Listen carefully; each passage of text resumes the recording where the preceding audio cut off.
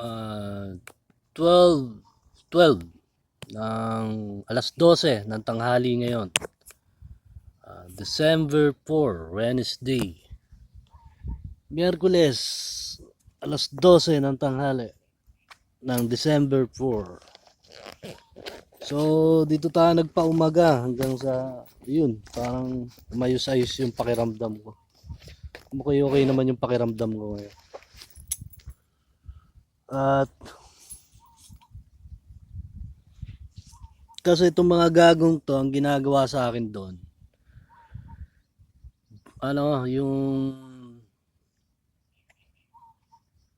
hindi lang mga gulat, kundi kung paano nila ako binabad trip doon.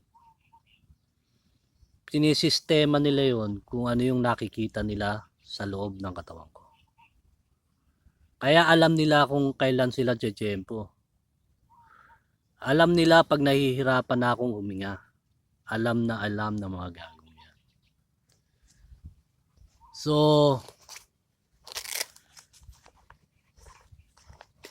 mayabang tong mga to eh.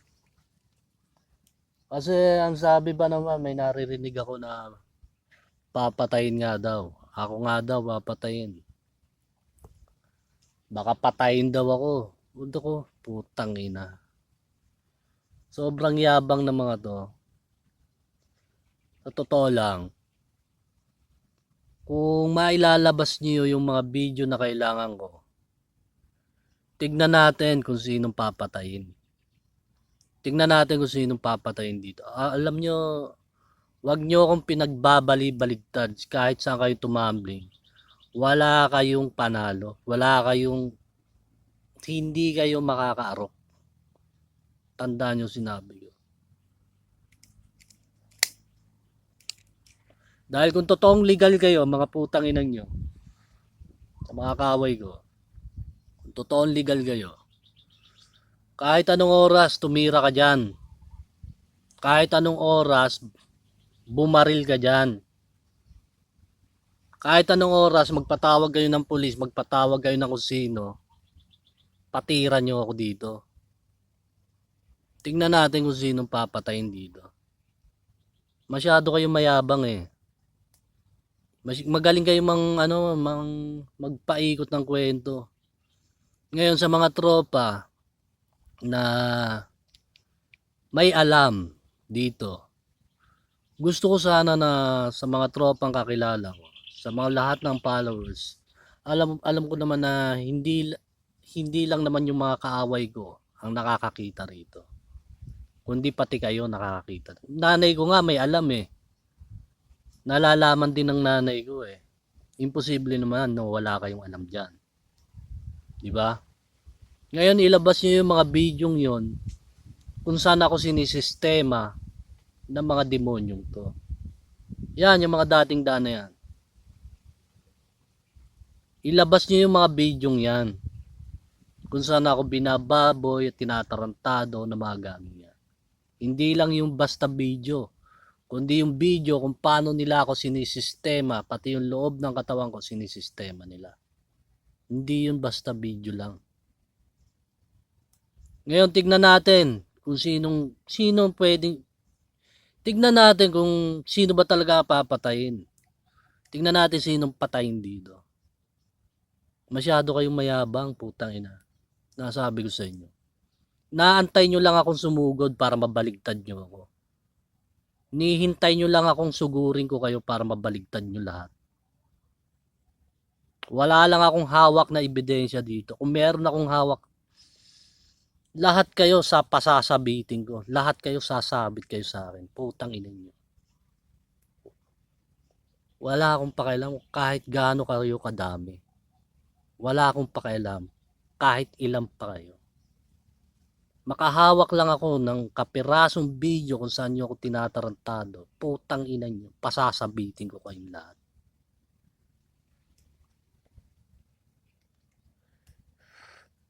Ngayon, sinong papatayin dito? Ang yayabang ng mga to, papatayin daw ako.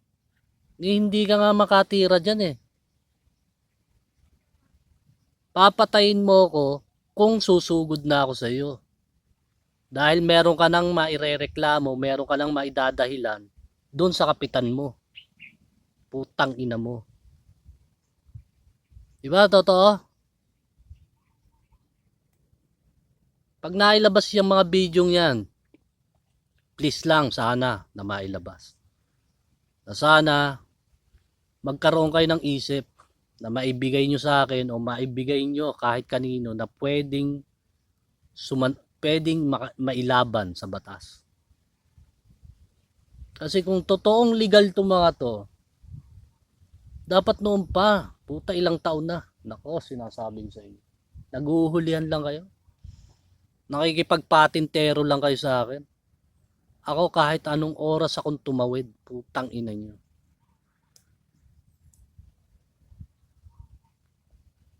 So, sa mga tropa, yun sana na mailabas nyo lahat. Ako, ilan yan? Malalaking istasyon, di ba? ABS, GMA7.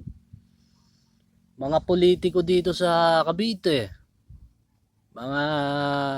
May mga posisyon dito sa Cavite, mga NBI. Kasama mga NBI. Kasama mga pulis. Ngayon, kung ilalabas niyo yung video yan, maipapaalam ko yan sa mga lahat ng mga tao rito. Sasabihin ko sa inyo, maghanap kayo ng tataguan nyo. Ako papatay sa inyo, putang ina nyo.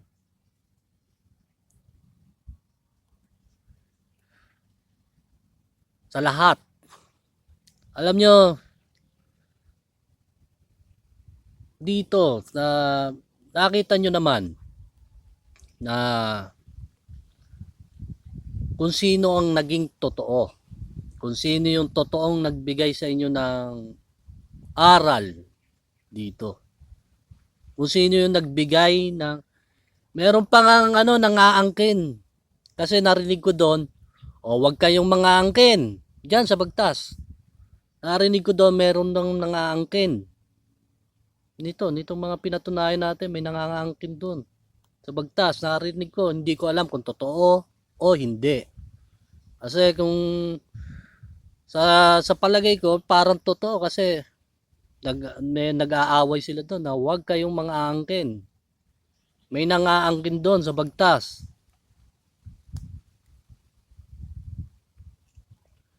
So, please lang, sino ang nagbigay sa inyo ng kabuuhan ng katotohanan dito?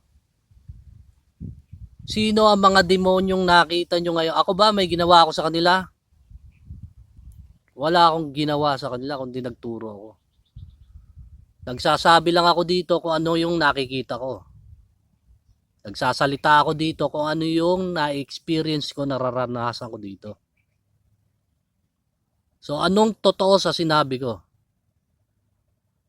Alam nyo kasi kung magpapadala tayo sa mga pakengkoy, sa mga pakengkoy na mga to, isinama mga bata, isinama mo yung mga kabataan para maging kengkoy, yung palabas nilang to. Sa akin, hindi pwede yun. Kasi sa akin, gagawa ako ng para mapatay kita. Maipakita ko lang sa publiko kung ano yung gulong ginawa mo, putang ina mo. Yun ang gusto kong gawin. Tang ina ka. So please lang mga tropa, sa mga lahat ng followers, ako wala akong pakialam kung gaano sila karami. Wala akong pakialam kung ilang pader yung mga naandyan. Ilabas nyo yung lahat ng mga video. Hindi, ito, sinong pupuntahan ko, sinong kakapitan ko rito, sino sasandalan ko rito. Utangin nyo, hindi ako umaasa sa inyo. Yung mga sasandalan dyan na mga kung sino-sino. Nandun sa ibang bansa. Lahat ng mga backer ko. Dahil kung dito ako aasa ng backer, wala akong mapapala rito. Gasino lang kayo, putang ina. Okay, susunod na ulit at pakalat nyo muna.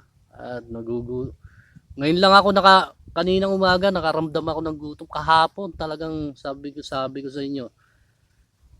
Kagabi, hindi nagshot ako ng kapraso para lang matuyo, yung matanggal yung kate.